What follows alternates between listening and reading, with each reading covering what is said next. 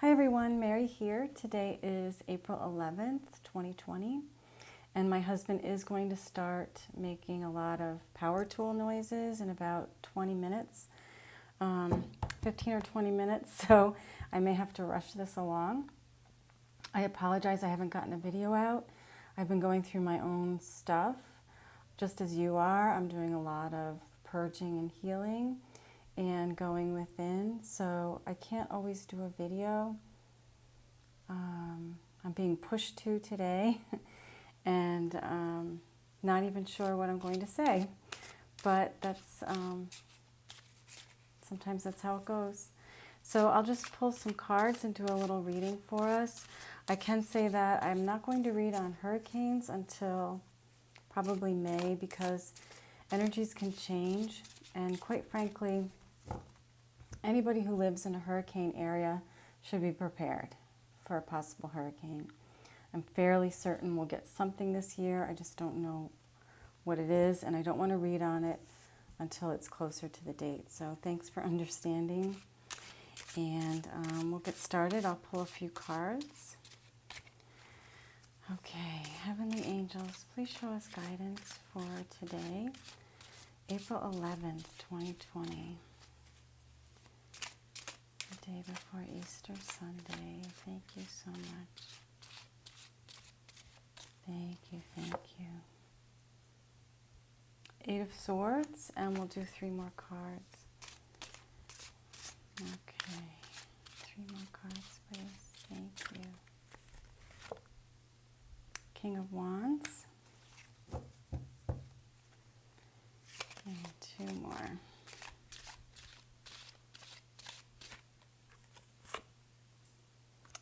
Two of Wands, and final card.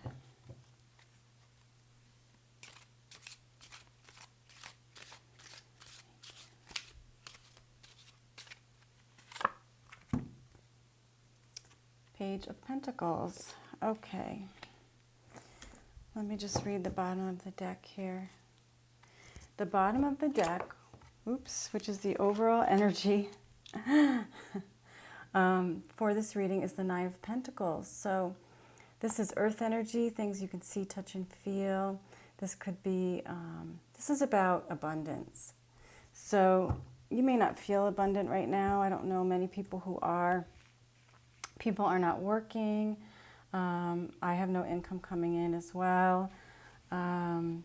It's a difficult time, but the overall energy is about abundance. So I feel like this is about gratitude and just finding something around you to be grateful for. Okay, with this Eight of Swords, it's, many of us feel like we're in prison because we're on lockdown, or I should say safe harbor, but it does feel prison-like. I myself cannot drive, or I haven't been able to go anywhere since Thursday at 7 when that's when we can't leave from 7 p.m. to 5 a.m. We can't leave our homes. And then you can only drive on Monday, Wednesday, Friday. For me, if you're even number, and if you're odd number, it's Tuesday, Thursday, Saturday. And then no one can be out on Sunday.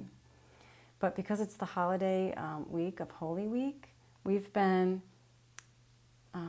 confined to our homes since Thursday at 7 p.m. And we won't be able to go out until 5 a.m. on Monday. And that's only for exercise. I'll walk to the post office as if I'm delivering something or picking up something. I'll have a bag in case I get asked where I'm going. And I'll just say I'm going to the post office. But yeah, I feel a little imprisoned in my home because I can't even go out to walk my dogs. I mean, the dog, we have to walk on the property here. So it doesn't feel great, but we have this King of Wands energy. So I feel like with the King of Wands, he's wise, he has life experience, he knows how to create ideas, he's confident in his ideas and creating his intentions of what he wants to do next. So even though we're kind of feeling that feeling of being imprisoned, it's the time to, create your intentions, what type of life you want moving forward. We know the world is not going to be the same. People are not going to be the same. So how can you reinvent yourself? I'm working on that myself. How can you reinvent yourself? What is it that you want moving forward? How do you want to feel? How do you want to spend the rest of your life? That's the crossroads that we're coming to at the end of this, is making a choice or a decision which way you want to go. Do you want to go back to the old ways of doing things, or do you want to go back, to a new way of doing things? So that's really up to you how you use this time in your safe haven or your safe harbor or lockdown, whatever you want to call it. How do you use this time to reinvent yourself, right?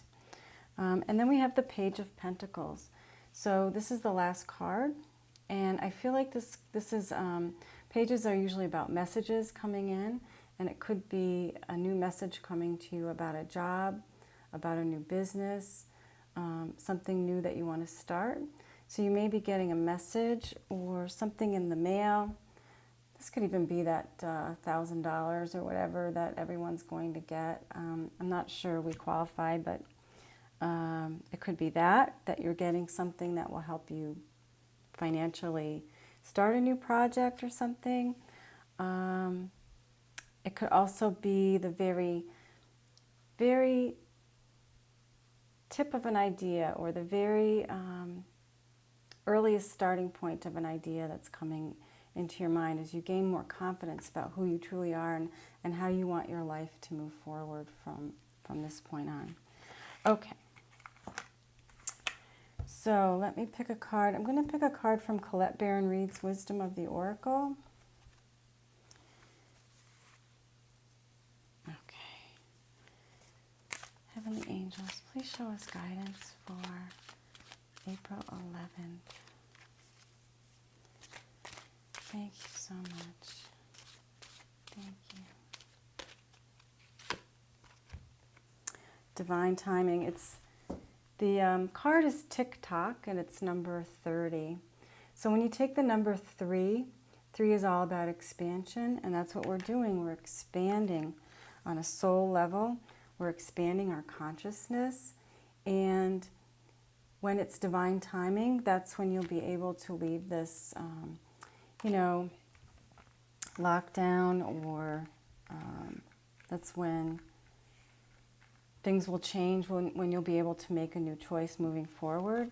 It's all in divine timing. So trust the universe. That's what I'm doing. I'm not making any real plans. I'm kind of going within and thinking about how I want my life to move forward. What do I want to do next? I'm even thinking of changing my name from the Lighthouse Medium to the Lighthouse Healer, or something like that. I just feel like that name doesn't suit me anymore.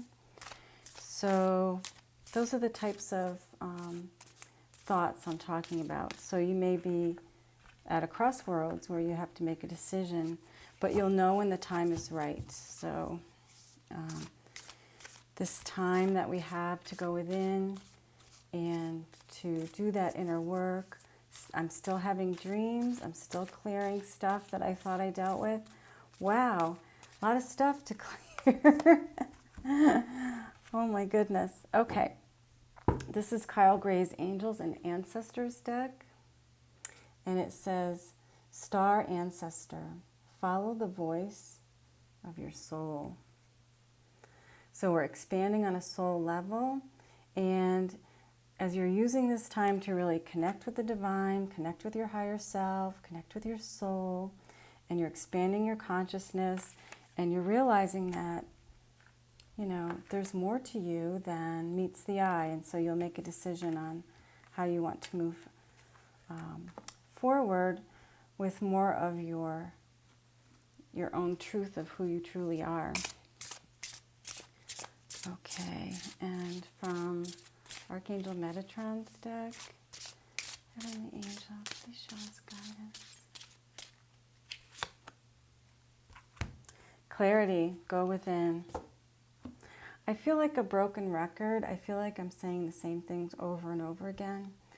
But this is a good time to go within. And I know it's not easy. I'm having trouble myself. I'm getting, it's funny, just knowing I can't leave my home makes it so much worse. Because normally I'm a homebody, but being told, like, you have to stay in your home makes me want to go out. And I can't get my walk in, and it's making me feel like I'm in this prison, right? But it's a time to go within. So, bring in that white light of the divine. That will bring you clarity. That could be this message that's coming in towards the end of this that you're going to get, that's going to give you clarity on how to move forward. Okay. I think that's it. I'm just seeing if there's another card. Nope, that's it. Okay. That's the message for today. And then I'm going to talk a little bit about how I came to move to the island of Culebra. If that seems boring to you, then you can just stop watching. But I did have someone request that. I think it was Linda. Linda, this is for you. So I was working as a registered nurse, and my husband was working as an attorney.